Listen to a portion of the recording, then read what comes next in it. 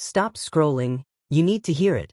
Ramadan is coming, and most people are already planning food, sleep, and routines. Yet somehow, Ramadan still ends with no real change.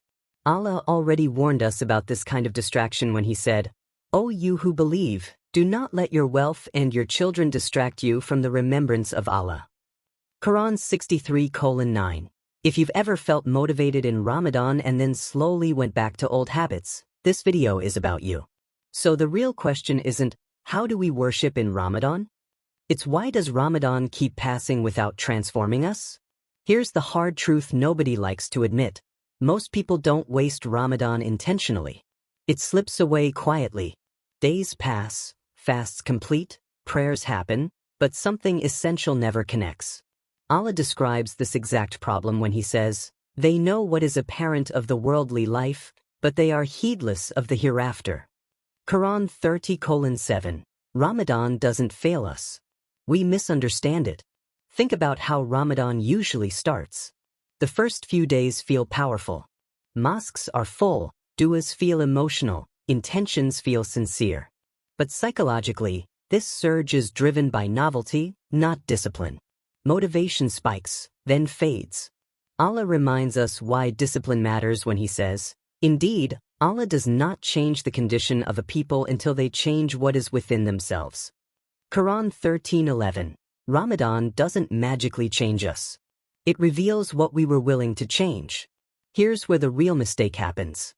We treat Ramadan like a season instead of a mirror. We think Ramadan's job is to fix us, when in reality, it exposes what was already broken. If prayers were inconsistent before Ramadan, they'll feel heavy during it. If distractions ruled before Ramadan, they'll quietly return halfway through. That's why Allah says, "So woe to those who pray, but are heedless of their prayer." Qur'an 107:4-5. Not because they don't pray, but because the heart isn't present. Imagine Ramadan like turning down the volume of the world. Less food, less noise, less distraction. When the volume drops, you finally hear what's been inside all along. For some people, that's peace. For others, it's restlessness. And many mistake that restlessness for boredom, when it's actually the soul waking up after being ignored all year. Another reason Ramadan gets wasted is delayed sincerity. We say, "I'll get serious after the first week. Then after the 10th night. Then after Laylatul Qadr." But delay trains the heart to stay comfortable. Ramadan was never meant to be postponed inside itself. It was meant to interrupt us, before we interrupt ourselves. Now here's the most painful part. Ramadan doesn't expose bad Muslims. It exposes distracted ones. People who care, but are tired. People who believe, but are overwhelmed. Instead of simplifying worship, they overload themselves with unrealistic goals.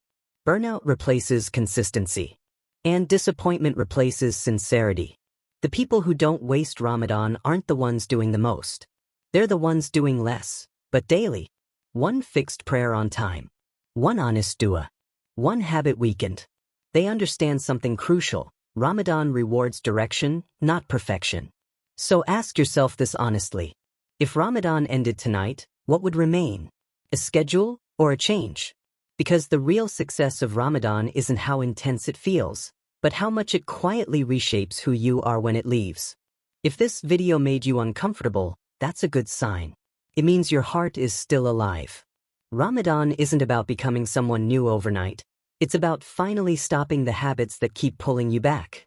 Comment below, what is one thing you don't want to waste this Ramadan? Someone reading your answer might find the courage to start.